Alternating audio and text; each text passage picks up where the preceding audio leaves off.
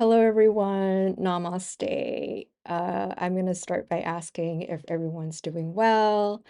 And hopefully, we've gone through the first couple of months in a relatively smooth manner. I know it really hasn't been that easy, at least it really hasn't for me. There has been a lot of internal processes that's been coming up for me. And with the recent Mars and Chiron square just within the last week, I think starting from around the spring equinox, actually. There really was a lot of vulnerabilities that are being released and provoked into our conscious purview so that we could process them. So yeah, I'm smiling and I'm excited to share the April 2025 forecast.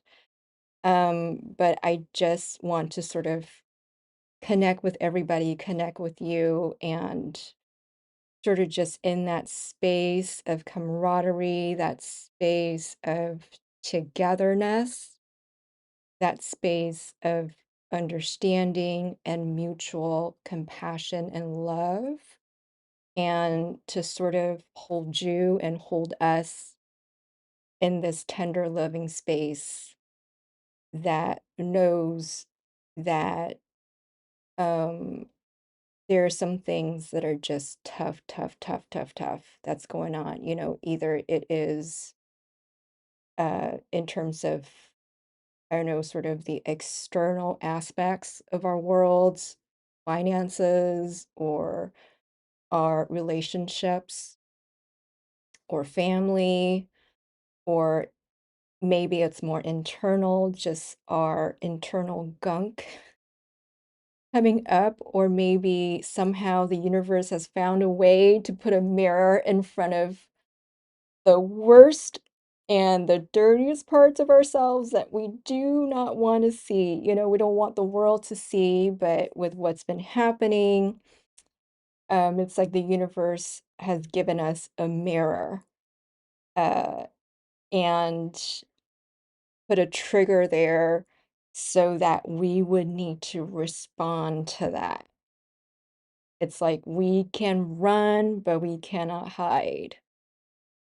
So I just want to say, even before we start, that I'm here with you. Whatever it is that you need right now, please just take that time to be in self love and self care and self compassion. It is so important, especially with this eclipse that has just happened this morning. I'm recording on March 29th. I am not, normally an eclipse person, and I don't really, or I love hearing other astrologers talk about eclipses and the new moons and full moons. I just choose to focus on the monthly forecast. That to me, sort of, for some reason, I'm more drawn to that, but I could feel that for this eclipse, there is so much significance because, again, it's got everything to do with Pisces and this new portal that we're walking through to welcome this new age, this new chapter in all of our lives, and plus, again, the Mars interplay with Chiron this last week, and in a square aspect with Chiron, really shakes our inner vulnerabilities up. And so please do take care of yourselves. And if you need sort of the self-care strategies, if you know a bit of astrology, I would sort of suggest looking to your Venus to do the self-care, looking to the sign of the Venus to see what you really need. And I might cover that at the end of the video, just to give you a sense of how we could approach self-care from um, an astrological point of view. But let's get to the April 2025 forecast. And just before that, I'm gonna take my usual sip of, this time it's coffee. You know, it's not even the weak ass tea anymore. It's coffee. With the weather being so changing, at least where I am in the Bay Area, it's like the mood also goes up and down, left and right. And sometimes I just need to sit still, get centered, and put on the kettle and brew myself a beverage that I love. Try not to do coffee as much these days, but when I feel like, oh my gosh, I need um I I I need a coping strategy here. This is when I put on a good cup of coffee. So, cheers to you. Cheers to everybody. And let's get the forecast started.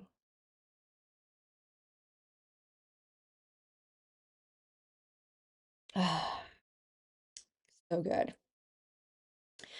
You know, I'm going to be honest, this is just um a coffee packet from Trader Joe's. They have these very convenient whatchamacallit, 3-in-1 packets, coffee packets where you don't have to think about it. It's just dry freeze coffee, just dump them all in. It's already sugared and creamed. Just add hot water. It's perfect. It's like the perfect coffee for a cloudy day such as today.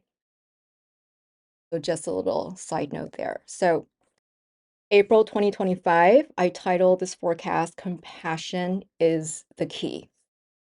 And you'll eventually see why I titled it that way. But in April, we're going to have a layering of energies that range from the gamut of experiencing fruition and the first signs of manifestation, all the way to the lower rungs of experience like frustration and confrontation.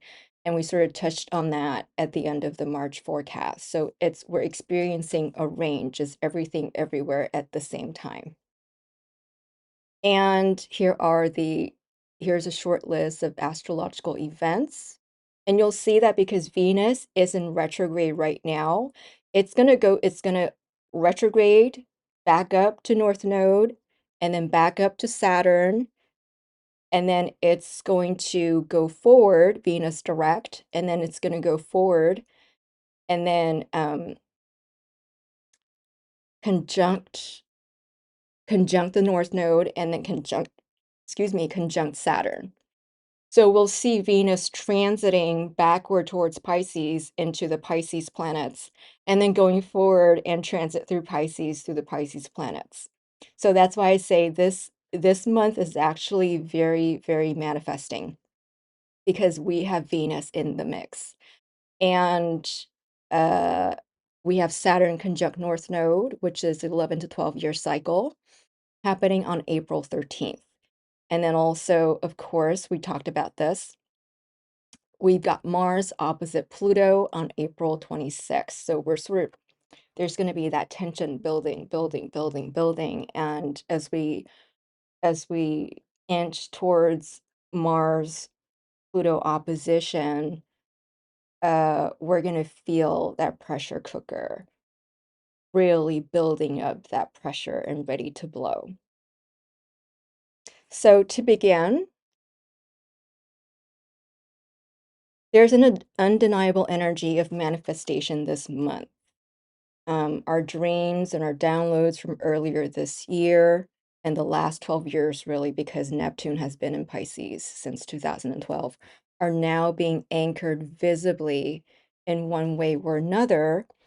And the materialization of our intention is apparent as Venus transits all the planets in Pisces through her retrograde and then for emotion, as I talked about. Be sure to keep an eye out for where your dreams are starting to come true between 27 degrees of Pisces and 1 degree of Aries. That's the last couple of degrees of Pisces to the starting degrees of Aries is where you're really welcoming that new chapter, and that you are seeing the first signs of manifestation in your life. And I'll give a couple examples um, down the road. So we want to keep an eye out because April is also full of distractions. And if we're not practicing awareness on the good that is actually happening all around us, we're going to miss uh, the the positives that are actually happening for us, because it's neuroscience. Our mind tends to remember the bad more than the good. I think the ratio is uh 3 to 1. It takes 3 positive memories to balance out 1 negative memory. So that's why I say self-love, self-care, and compassion. Self-compassion really is a part of this month, because we want to be connected to our center in order to receive, to be able to see all the good that is actually happening for us. And I'm not just saying it to lift everybody's spirit, it's what I'm seeing in the planetary movements. And with Venus transiting Pisces, it's manifesting because Venus is going to hit North Node, which is dreams come true, and then it hits Saturn, which is really being able to manifest this, anchor it in the real world. The only thing is that they are in Pisces, so it's so easy for us to be unfocused at this time. So it's very possible that we would miss that first signs of dreams coming true, of major start. I'm not gonna say major manifestations, but a major start to a long-term manifestation. And so let's talk about why there's going to be a lot of distraction. And the distraction and dissonance come from the frustration of needing to pour effort into the nitty-gritty while we move forward, while we go towards our goals, our dreams. So we're looking at the Saturn North Node conjunction chart. Let me just scroll through. We're looking at the conjunction chart on April 13th, and we have Saturn setting restrictions on our own wants and desires, North Node, in order to focus the dream into the physical world. That's what Saturn is, and North Node is doing. And it is also true that we're going to feel very, very limited, as in, yeah, North Node, we want to expand, we have a lot of desires. We want to fulfill our desires. And here's Saturn saying no, no, no, no, no, no, no. But we have to understand, why is Saturn saying no? It's not no to the desires. It's not no to our dreams and goals. It is no to fantasy. It's trying to bring in limitations so that we could actually manifest and bring in the non-local, bring in the unmanifested from the dream world, give it limitations so that it can be manifested and grounded into this world. It's counterintuitive. Many people, when we hear Saturn, we fear it. We think that they're in an adversarial relationship with us. But no, Saturn is actually very giving, very manifesting. And remember, Saturn and Venus are great, and I wouldn't say great friends, but they're friends. They like each other. And because both are about the materiality of this world. Material needs to have mass, needs to have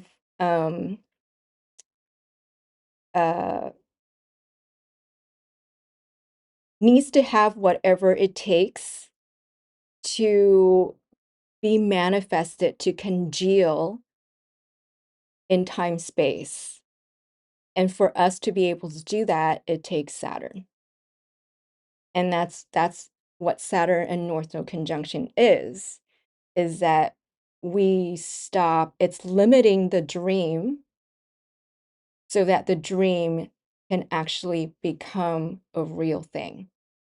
And to me, that is good news. So while limitations and friction are a part of life, the contrast between pure imaginative freedom and our reality bound by gravity and physics can still feel great. And that's why emotionally, Saturn North Node conjunction does not feel great. It feels like we're shackled. It feels like we're weighed down.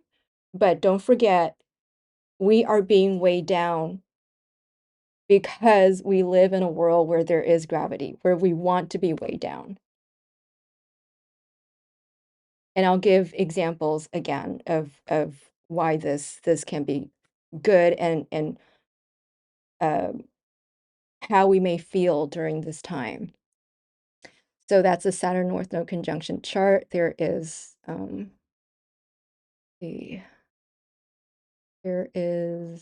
there's Saturn right there. Let me see if I can. Yeah, there's Saturn right there. Saturn right there, and North Node conjunction with Venus, backing into all of these planets and then going forward into these planets again. Okay. So here's the example. It's like we finally got taken off of the wait list and receive a little plot in the community garden. So we've been dreaming of having our little piece of heaven, as an example, during this great Pisces, Neptune and Pisces transit. Of course, our dream is going to be way, way, way, way, way bigger because, you know, oh my God, that's a huge ant. Hi, ant. So yeah, huge ant, right? It's our dreams are supposed to be way, just way, way, way, way, way bigger. Oh my God, I think I have to check this out. Let me just make sure that this is.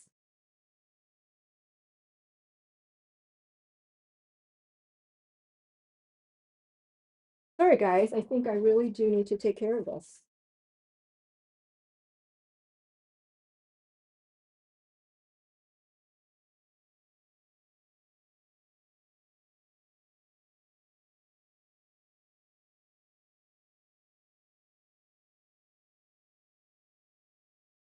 Oh, nice. It went out the door. Perfect. So, yeah, so in the garden example, our dreams are going to be way huge. But just as an example, let's say we have a little plot. We wanted a little plot in the community garden, and then we finally get it. Then comes, you know, we have to get through administrative details. We have to get through the paperwork. We need to do the mandatory trainings, repairing, you know, we have to repair the flower beds, prepare the soils, etc. And our initial enthusiasm is dampened by all these mundane procedures. And we can't just dive in with our creativity and plan away as we previously imagined. So that is Saturn coming in to manifest things, to make sure that all the affairs are in order before we can proceed to the next step. It's Saturn saying we have to look at the rules and regulations. We have to make sure that what we're manifesting adheres to the laws of physics, the laws of thermodynamics, the laws of duality, whatever it is that we're operating under in this world, in our geopolitical environment, in our cultural environment, blah, blah, blah, blah, blah. to make sure those are squared away, and then we move forward, and then we move forward. And this is exactly the experience of Gandanta. I hope I'm saying this right. It's a term in Vedic astrology when planets in water sign begin to move into the fire sign. And this is creating a lot of steam and confusion. And we really feel it because we have a lot of planets. We've already been hearing from a lot of astrologers talking about so many planets in Pisces all at the same time. And now they're going to go from the water sign of Pisces into the fire sign of Aries one by one, and some of them going forward and backward and then forward again in retrograding motion. So this is a lot of steam. And for the period in April, because Mercury retrograding, um, I think it is going to, right now on March 29th, Mercury's still retrograding, and I think it's going to go direct on the 7th, if I remember correctly. But then it stays in shadow, and then sort of it goes into, because let me just show you the dates. Um,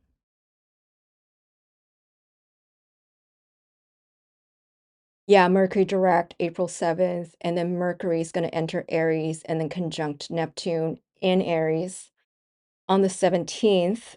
So, even though by the 7th, Mercury's not going to be in retrograde, but Mercury in Aries wants to go, go, go. There's this spirit of wanting to pioneer, spearhead, and communicate in a fast manner, sometimes a little too hasty. Mercury in Aries is just, I'm just gonna say it out, blurt it out before it even goes through my brain. And with Neptune there, Mercury's gonna conjunct Neptune. The great thing about Neptune and Aries is that finally it's not as sluggish. But the difficult thing about Neptune and Aries is that uh we don't, again, we go into action without thinking about the laws of physics, if that makes sense. Because Neptune is otherworldly. Neptune is beyond the confines of duality. And when it's trying to be effective in Aries, uh, it's trying to use the rules of, or it's trying to use what Neptune is familiar with, which is celestial rules. Like if I can intend it, if I could focus my energy, it manifests. It's instantaneous. Manifestation on the other side is instantaneous. So it's going to try to do things without thinking, again, without a solid foundation in the rules, in the laws of physics, which is what our realm is governed by.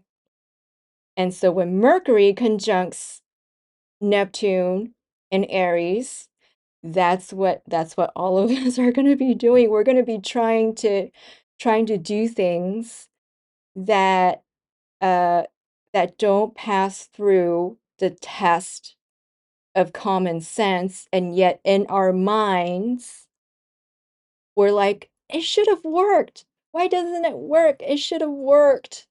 I don't understand. So I have a great example for this. It's like a bunch of toddlers, babies, we're all toddlers and babies of this world, just crying, crying, and like, oh, I have this great dream of wanting to run. And yet it's just the baby's still trying to get used, like trying to understand the laws of physics and gravity, and the baby's head is so big that it doesn't understand that, somehow they have to develop muscles along the neck before they could really hold themselves up. And it's like a bunch of babies already wanting to run before they could crawl and walk, and then running to each other and then crying foul that the other baby is intentionally trying to prevent me from running because they're just bumping into me. How dare you? And that brings us to the Mars opposite Pluto, when all the babies are pissed because all of the babies feel like the other babies are responsible for why they can't run, when in fact, they're not even in a developmental stage yet to walk. That's sort of the storyline. I'm going a little farther ahead and going to Mars opposite Pluto, where the babies start to blame each other. But certainly with the Mercury and Neptune conjunction, this is for me too. I would watch it where I have, I go into action and then uh expect immediate gratification, immediate efficacy without understanding the basic rules of physics, of how things work. This is going to take a long time. Whatever that we're manifesting right now, chances are it is for a very, very long term. It's a long-term thing. And we all have to come in with a little more patience. But, the frequencies, we all have different response to the astrological frequencies and the astrological weather, of course, because we have personal charts. Our charts are different. So how we interact with the weather is going to be different. But I do find that when the weather shows me that this is what we may be feeling as a collective, um, I do oftentimes see others sort of being a reflection of what the current planetary frequencies are.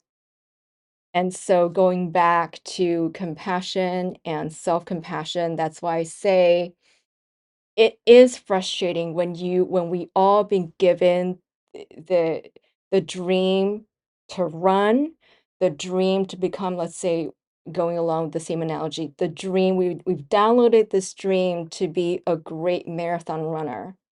And here we are as a baby, and like we think we're able to just run right away. It is frustrating, and we're all in this energy of frustration. So take it easy on yourself. Do a lot of self-care, and as adults, remind yourself that, we need to have a little more patience for this. And also, what is the other word? Not necessarily empathize with another. We don't want to go into empathy fatigue, but to come in from a perspective of understanding when we see others having trouble and not understanding why they are in this great internal conflict between given this great vision and also things in reality falling short of manifesting that great dream. So definitely keep compassion uh, as a useful tool for this month, and keep it just at a very shallow level in your pocket because we're going to be using it a lot. Okay, where was I? Um, so Ganjanta, that is the experience, creating a lot of steam and confusion. And in regards to Mercury retrograding through planets in Aries and Pisces, we're going to be doubling down on this experience. For example, if we're talking about the fruition of a long-awaited vacation, we can experience unexpected frustrations en route. Forget to empty our water bottle through the TSA, so then we get searched, and then the departure gate changes last minute, and we sprint and run to the new gate to find that the flight is delayed. And then we sit on the tarmac for an hour because of air traffic. And maybe we get there and then we have to wait in a long line to get the rental car. These are all experiences that most of us in the modern world are very, very familiar with. But during this time, especially this time, we're going to feel it double. Because Mars and Pluto placements are in the 3rd and 9th axes. So here's the Saturn conjunct. Is this the one? Yeah, so 3rd house, Pluto, and 9th house, Mars. This is when, on top of sort of Saturn sitting over North Node, sitting over our dreams and double checking for rules and regulations if we adhere to them.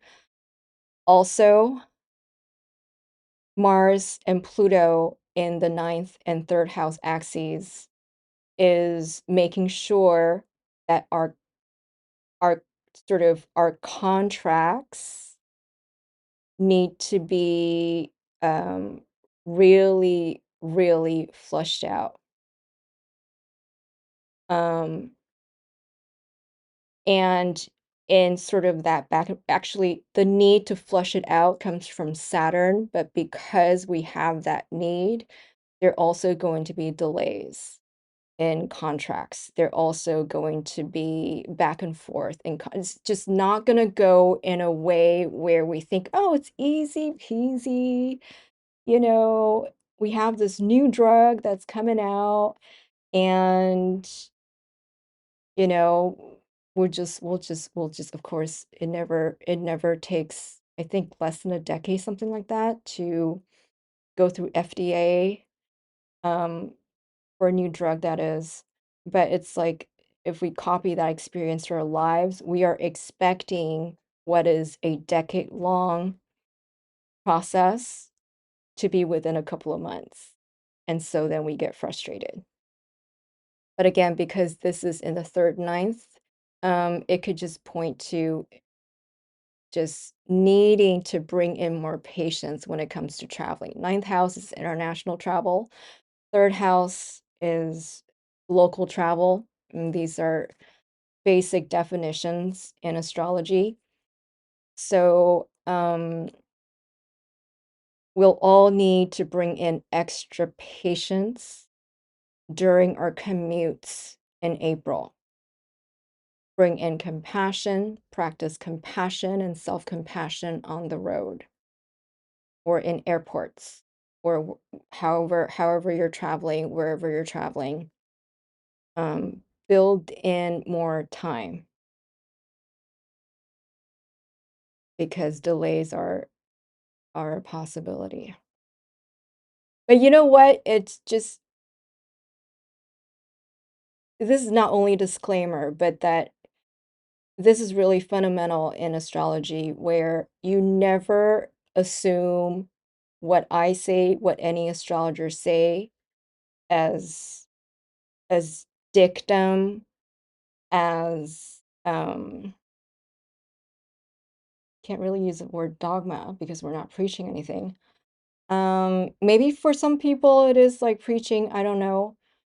Um, it's like, treat us literally as the weather person, weather man, weather woman, weather person, where I'm telling you a forecast, but when you get there, it's like the sun is shining, everything's going great, then you let go everything that I've said. You just go for it because maybe there's something in your chart where, you're just able to dodge those bullets. I don't know. Or that, with forecasts, I could forecast this within a range, but then you hit that sunny day where you hit the eye of the storm, and everything works out perfect for you, or that this is just your great karma, or just karmic credit being returned to you, and you're just able to sail through your commutes, sail through your travels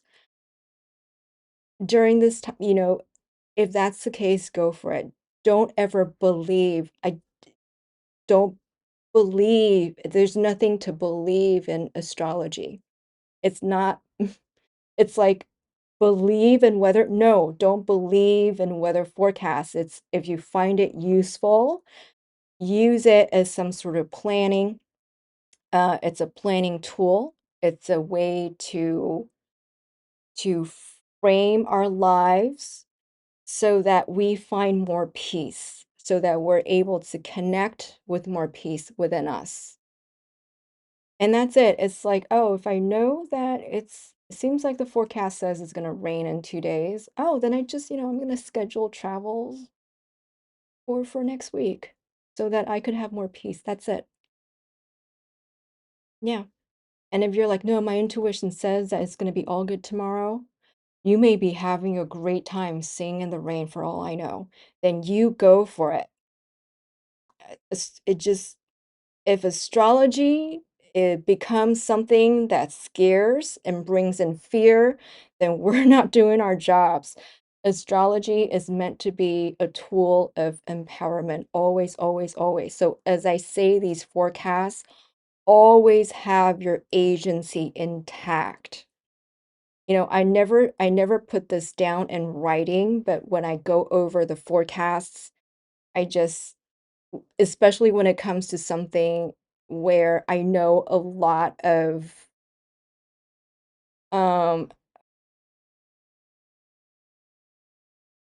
interpretations in the negative are going to come out, I always want to put a disclaimer, and not a little one, but an in your face disclaimer that says, even when I am obligated to interpret this energy in this way, do not in any way believe and make it into self-fulfilling prophecy if in your heart, in your alignment, in your agency, in your connection to your higher source, whatever that is, I respect it, your higher self, your higher consciousness, and you know that you're going to have a great time, have a great time. Don't be affected by whatever it is that I'm saying. Just take it as entertainment, I suppose. Okay, so yeah, we're talking about commute up there.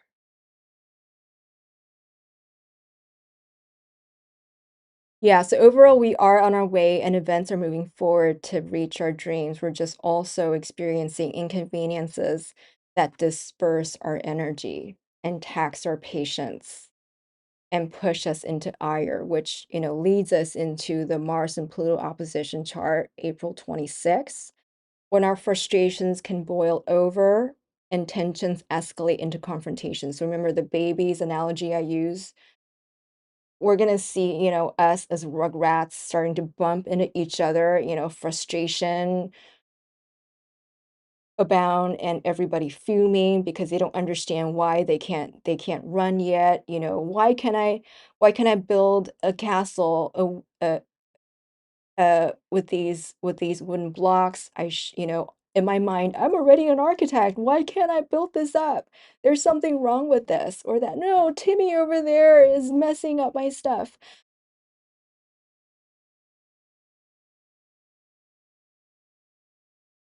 And this energy isn't exactly new, as we went through it twice already in the last 6 months. November 6th of last year, and then January 2nd of this year.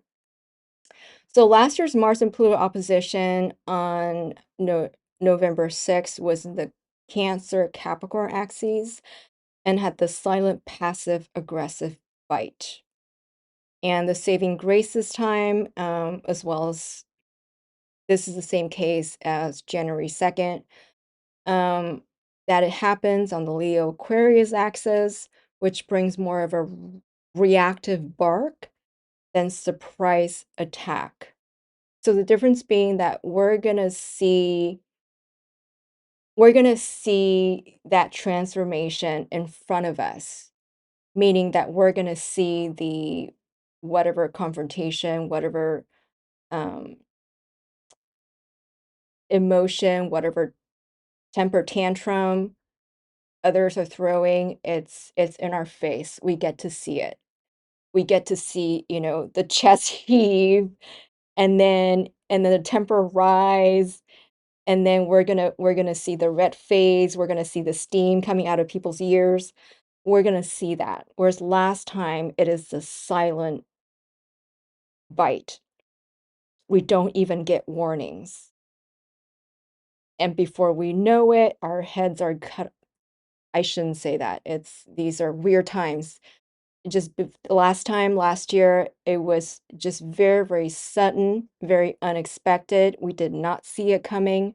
This time, we could see it coming, maybe not a mile away, but 10 feet away, 5 feet away in front of us. So we have more reaction time to make adjustments, to brace ourselves, to allow ourselves that space for self-compassion, and to evoke compassion for the situation so that we could pass through this energy relatively unscathed. So expect some flares to come up in our day-to-day situations and know that we could easily misinterpret each other. Again, with Mercury, Neptune, and Aries 6, looking to Mars and Leo 10th. Mm, don't need the blow up, thank you. Um, yeah, so this right here, looking to Mars in Leo 10th house. Um, there's going to be a lot of misinterpretation, and chances are everyone is processing an overwhelming amount of information. Mercury and Aries, we are throwing information everywhere. We're wanting to communicate, others are wanting to communicate with us. So it is information overload. Plus, throw in Neptune in there, as I said, we're going to be processing information where it doesn't necessarily make a lot of sense yet, where it is not rooted in practicality, and yet we need to do it. It's like, okay, the baby's analogy again. Even though those babies are sort of expecting a little too much and wanting to run before they can walk, it's actually good that they want to walk. It's actually good that they're trying and trying and trying. It's actually good that they're failing and getting up and trying again, failing, getting up, trying again, because that does bring them to walking and then running. That is the developmental path that we all have to walk through. So there's nothing wrong with wanting to run. There's nothing wrong with us wanting to just take that action and fail anyways, because all of that will contribute to us eventually succeeding. There's nothing wrong with that. Try, fail, and try and fail, and try and fail, and trial and error, right? And that's all great. So, um, so that's all good. I'm just saying that because everyone's doing that, our patience, it's going to be running pretty low.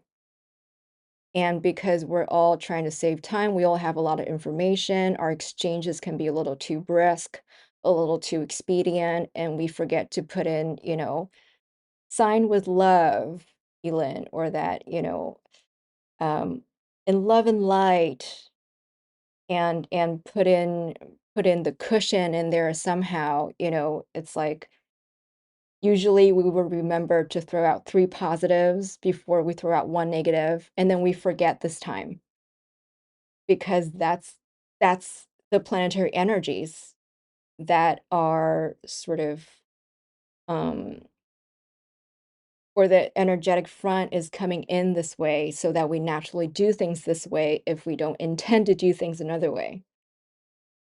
And so we could misunderstand each other and go into reactivity. But all the planets, including the ascendant, look back to Venus and Pisces, meaning with just a little bit of compassion, we can actually soothe the lion and bring everybody back on track. And so, again, hence the title, Compassion is the Key. It really is. With Venus, again, Venus in Pisces, going over all of these planets is like bringing in the salve, bring in the ointments so that, um we could pet the baby on the back and say, there, I know it hurts, I'm sorry for the boo-boo. The other baby didn't mean to push you. They were also trying to learn how to run, how to navigate things. Let's put some ointment on it. Let's get you a Superman Band-Aid, or let's get you, I don't know, what's popular these days. I don't know, the Minions Band-Aid. Oh, I love those little minions. They're so cute. Something like that. So we're learning to do that with each other this month. That goes a long way. Just pat pat and then kiss kiss on the boo boo. Literally, we're all kids sometimes. We really are. So overall, this is still an amazing period to see the initial fruits of your labor come true. Just remember that the key this month is self-compassion when you feel irked by someone's hasty words and actions, and compassion when you see someone's temper rise out of our own or others' ignorance. And because we're all trying to do our best to get the show on the road, and we may all be put into unwitting situations where feelings are hurt, and we need to regroup in compassion awareness to reconnect and reestablish mutuality. And in case it's helpful, I do have sort of a what and how video on self-compassion, which is based on Dr. Kristen Neff's work. And just to sort of give you a quick summarization, so there are three components to self-compassion. First one is, of course, awareness, mindfulness of that. Oh my God, okay, I'm in reactivity right now. I can feel it. I could feel it. I could feel it. And then number two, once that we've really felt it, um, we automatically start to be able to bring in sort of a gap between our self-awareness, our center, and that reactivity and the situation. And number two is bring in um, common humanity. I think what Kristen Neff said was common humanity, where we start to remember that, hey, we're on the same boat. All of us are going through the same thing, and it's okay to feel this way. We could feel embarrassed, we could feel ashamed, we could feel very grieved, we could even feel wronged, we could feel powerless, whatever it is that we feel. Bring in common humanity and remember that as humans, we all go through experiences like this, and to not go into shaming ourselves, to not go into further reactivity, what they call second arrow, third arrow, fourth arrow, and I think it's Zen Buddhism. So after we make that link to common humanity, we then go into kindness, kindness towards ourselves. Hey, this human is suffering. This human is not doing well, even if it's not something that's external, it's not physical. However, our emotional body is just as important as our physical body. And that's sort of a that's, you know, it was a sort of a new age concept in the early 2000s, but now it's I would say it's common sense by now that our emotional health is is directly related to our physical health. That's pretty much common knowledge where we are right now. So just recognize that our emotions are just as important and that we can bring kindness to ourselves as well and whatever bring in whatever it is that you need to replenish yourself to sort of bulk up your peripheral energy your emotional boundaries, your energetic boundaries. You know, for me it's, you know, coffee. Mm. Coffee, you know, chatting about astrology and just being in the space that I feel um so much calm and harmony and peace in it. That's what allows me to sort of plump up my energetic field and to feel a sense of well-being, whatever it takes to give you a sense of well-being. And this is where I want to mention a little bit about the potential strategies to build up your energetic boundaries from an astrological point of view.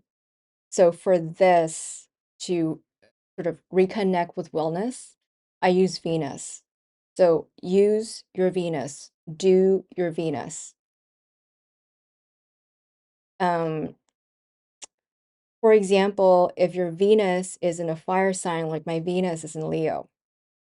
So if your Venus is in a fire sign, Aries, Leo, Sagittarius, then you have to go into action. You have to do something. You have to feel like you're moving your body or you're moving your creative juices, that you're actively doing something, expressing something, like you have to express the emotions out. So exercise is a great way. Go do sports, wonderful. Go hike, go walk. For me, because my Venus is in Leo, I like to do art therapy. So I just do color pencil line drawings of my emotions. I put my emotions down in color um, and on paper. And because my Venus is also in the 12th house,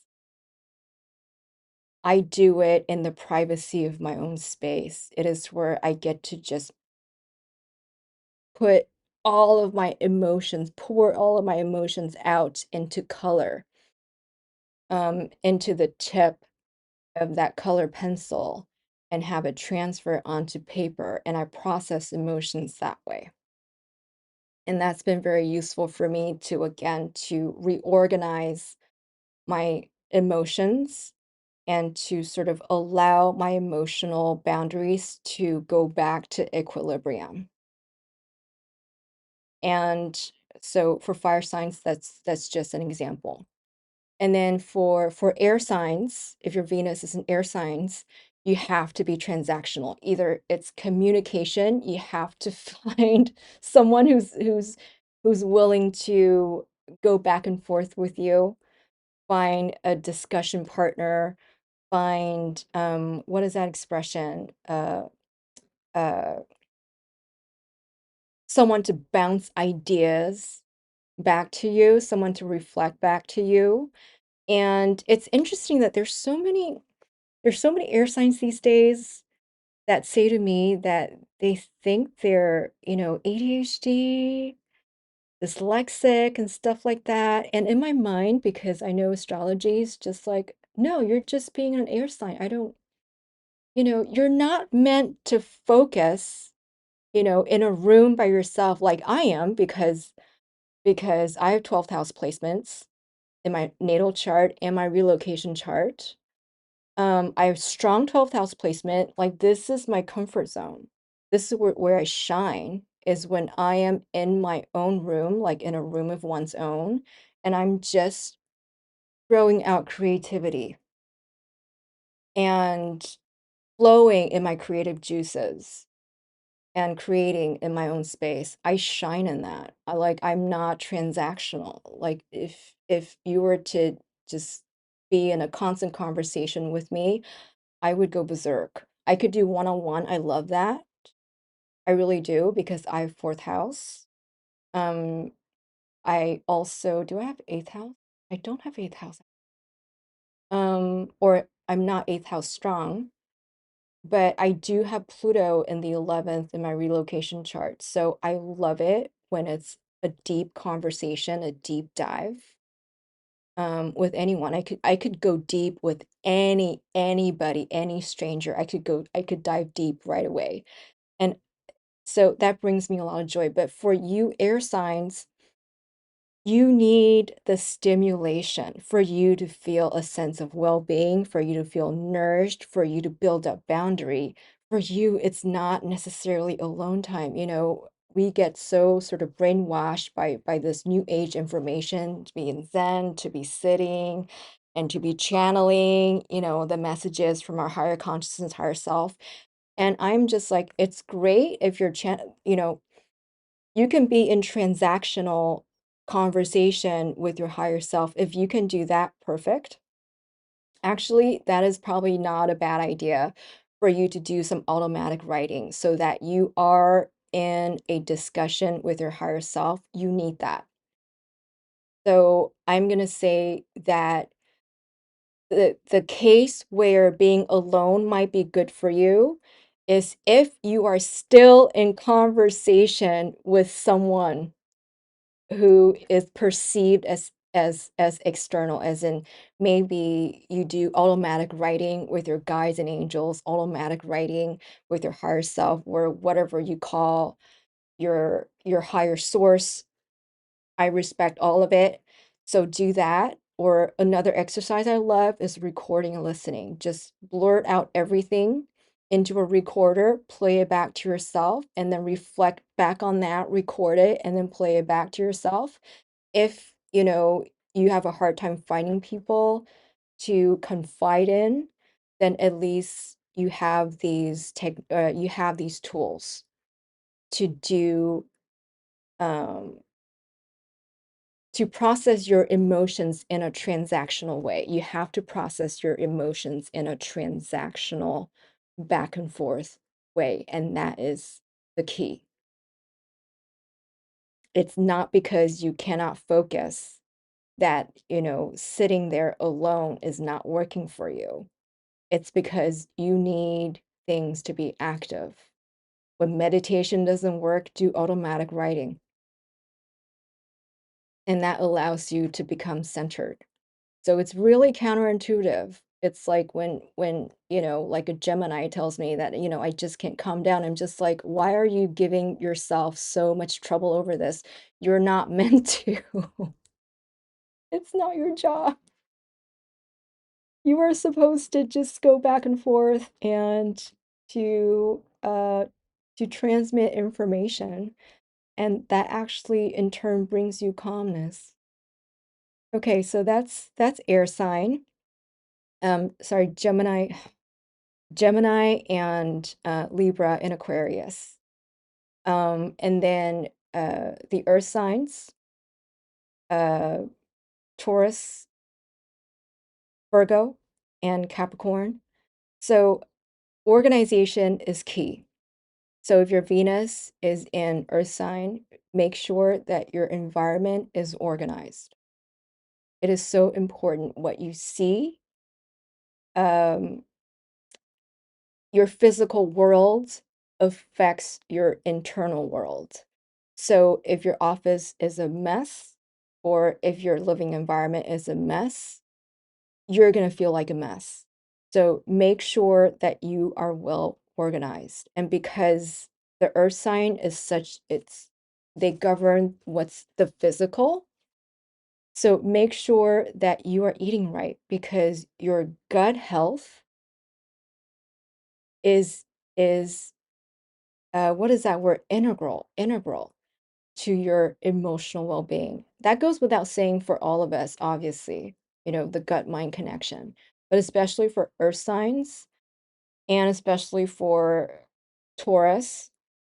You know, Taurus are all about nourishment, what we actually intake. And if we go for the heavy foods, the overly manufactured foods, the foods with a lot of chemicals, the foods that upset our stomach, we're not going to be functioning very well. And especially with how Virgo and Capricorn use so much energy, they exert so much energy into this world. You really need to take care of your physical body. Take care of your physical health, gut health, and remember to drink a lot of water. Drink a lot of water because you need your physical system to be aligned for your emotional system to be aligned. So that's earth signs. And then who am I missing? Oh, the water signs. So for the water signs, Cancer, um, Cancer, Scorpio, Pisces, you need to immerse immerse in your emotions.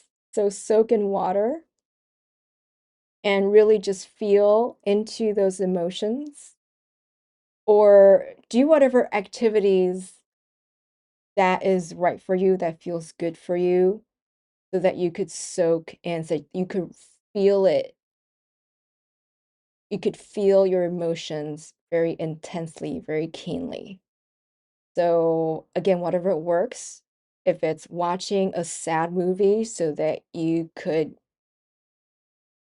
cathart this out, just be cathartic and cry and then release the emotions, do that. If it's about soaking in a bath to really feel the emotions, to release the emotions, do that. What other examples? Those are the two that I can think of, but it's like you need to you need to feel it's interesting, it's that you need to shut out from the world a little bit so that you could engross yourself in your internal processes. So you could engross yourself in what needs to be released. There's that intensity there. And it's okay. It's a part of your makeup. We honor that and we work with that, especially when Venus is like that. It gets really intense. Venus in the water signs are, it's no joke. And Venus is in Pisces right now. Like I said, with everything that's been in the skies, uh, we've been feeling that vulnerability a lot. So we really need to take that time to, as a collective, because Venus is in Pisces, to take that time to really soak ourselves in the emotions in order to transmute those emotions. We need to first become aware. And for the water signs to become aware, because water signs get distracted by the environment too much. That's why they need to sort of shut themselves away from external influences and oncoming sources of, they're not even distractions, oncoming sources of what is that term for taking on other people's emotions? Um, I forgot, but basically just shutting off the empathic abilities, sort of, uh, through physical distance, so that we could process whatever that we've taken on as water signs. And some, I mean, I'm saying we because again, I have 12th house Venus, which means that I also do the same thing. That's why I do well in a shut-in space because then I won't have to empath everybody. I can just process whatever that's already within me that needs to be processed. And then once I feel squeaky clean, then I'll go out and then I'll probably take on empathically some other energies in our mind again, and then I have to repeat this renewal process. And that comes with being in this body and at the same time having a very fluid and open connection with what is unseen. That's just natural. And I'm grateful for that. So I think that's all. That's the four elements and the strategies for creating better energetic boundaries for these four different elements. So I hope that's helpful. If not, feel free, of course, to skip over. I'm going to timestamp all of that.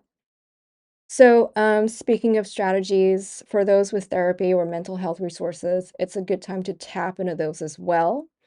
Sixth house can denote mentors or mental health care professionals. And if we're willing to look into and process our defensive mechanisms, triggers, and deep wounds during this time, we can be rewarded with the right help and a deeper understanding ourselves. And I'm referring to all of these sixth house placements again. And sixth house doesn't just only mean, routines in our workplace, but it can also denote healthcare and mental health care and mentors, mentorship, coaches. So if we're willing to look into whatever that comes up, whatever ickies that come up for us, especially during the Mars-Pluto opposition around that time. And I find that for the Mars-Pluto, it's the most intense times are almost always the approach. Like the exact opposition, I don't know. I might need some more data points. But I just find that whatever aspects that has to do with Mars, it's always the approach that feels the worst. Am I still there? Yeah. Sorry, it got reloaded. So it's again, it's the approach that is that feels the most intense.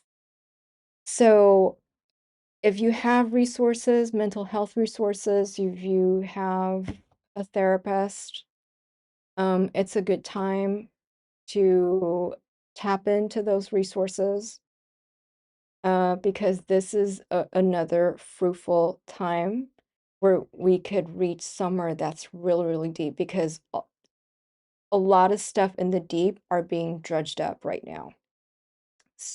And frankly, we're being triggered. So um, we can definitely turn all this muck into fertilizer if we use it correctly.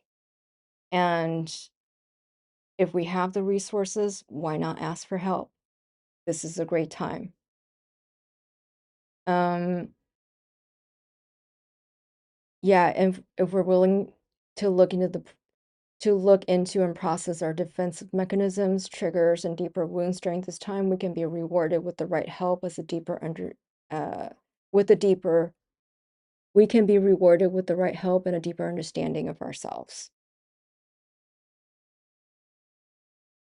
And as a I was going to say as a bonus, but this is not my work, so I can't say that. For additional insight, I just mean for additional insight, consider watching this video by clinical psychologist and master astrologer, Dr. Heather Ensworth.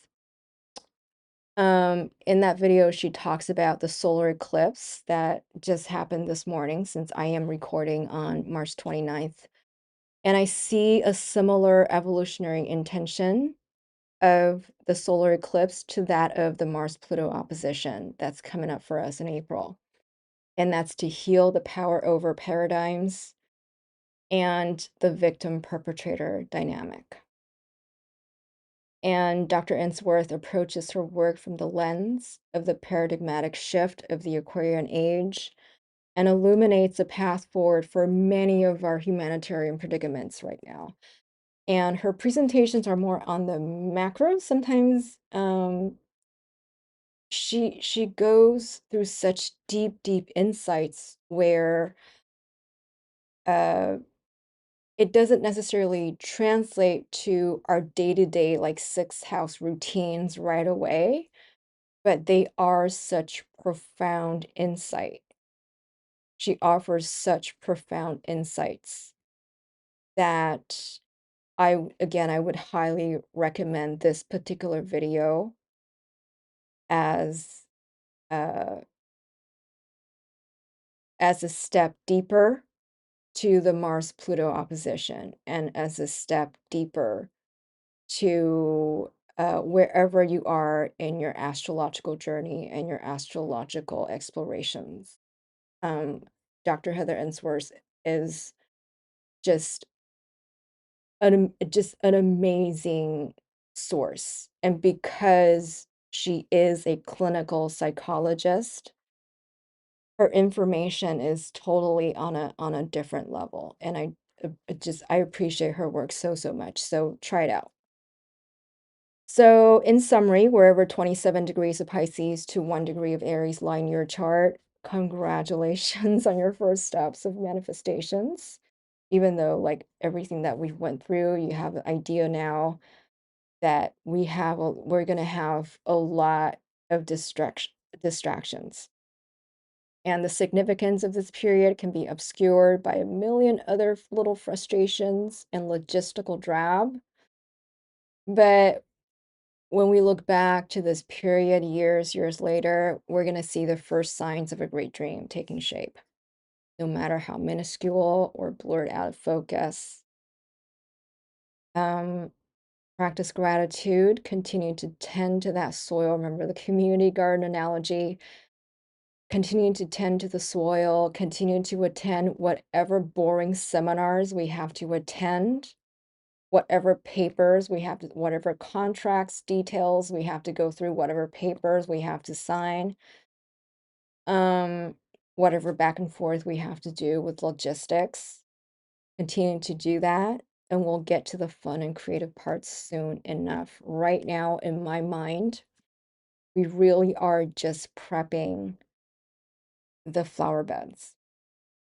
It is the very first parts of manifestation. It's like we've already manifested this little piece of heaven, this little piece of paradise that is the community garden, that is a little plot for us. We manifested that. And then we have to go through the logistics, we have to go through the dread. I call it the dread, but for you, Virgo and Capricorn, you may enjoy it. I don't know. Just the organizational things that needs to happen before we get creative about landscape design, about what seeds to plant, so on and so forth, and when to plant it, stuff like that. Um, continue to do the work. I know it's slow to come, um, even though that's why there's a juxtaposition where energies are moving very fast and we're asked to move very fast because all the pieces are coming in very fast. The information are coming to us very fast. So we have to react very fast. But at the same time, we need to have patience for the back and forth that we have to keep doing. The babies needing to fall down over and over again. We need to recheck ourselves and learn the rules of physics, learn the rules of gravity, learn our limitations, because limitations is needed for manifestation. Learn all of that in order to get to the next step, in order to sit there, with the cake and eat it too. So patience. And I am, it's just speaking for myself, I'm predominantly air and fire signs, so patience is definitely not one of my virtues. That's why, I really needed a break last month, because I just feel like there's so many roadblocks and so many hurdles in front of me. And I definitely needed to come back to myself with self-compassion and to intentionally evoke patience, to understand that just because I'm meeting these limitations doesn't mean that I'm on the wrong track. And I think I need us to hear that because sometimes um, when things start to go wrong in a chain reaction, we do need to reflect to see if we're on the right path. But for this series of events and for the energies that I'm seeing for us since the start of the year up to April, um, the hurdles that we're meeting, the limitations that we're meeting are um,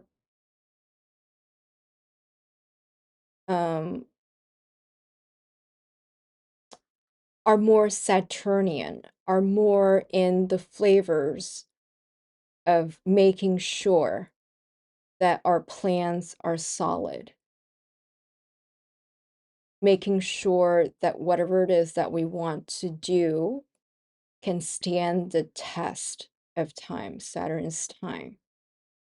And we need time space to be aligned for whatever it is that we're going to do um, to really manifest in a way that we want, in a big way. So whatever the obstacles that we meet, um, really sit with it in patience first before you throw the baby out with the water. Give it some more time, give it more patience. And then I think in May, we're going to welcome a stretch of smoother sailing. So we'll feel a little more relieved as Venus and Saturn also ingress into Aries. But of course, Saturn's going to retrograde back into Pisces July, and then I think Neptune also retrograde from Aries to Pisces also in July. So second half of the year, we're doing Gandanta. We still have that steam. We still have the fog. We're still doing the 1-2 dance. 1 step forward, 2 steps back, 3 steps forward, 2 steps back. It's going to be like that for a while. And so just imagine ourselves as newborn babies. Give ourselves self-compassion. It's okay to fall. It's okay to get up. All of the humankind is going through this growing pain. And again, we're in this together. Let's see, what else do I want to say? I think that's,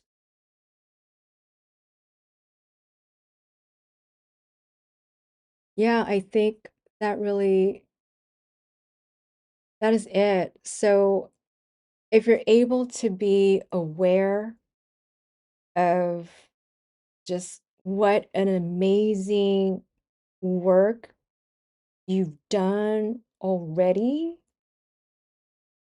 through this celestial and planetary transit through Pisces,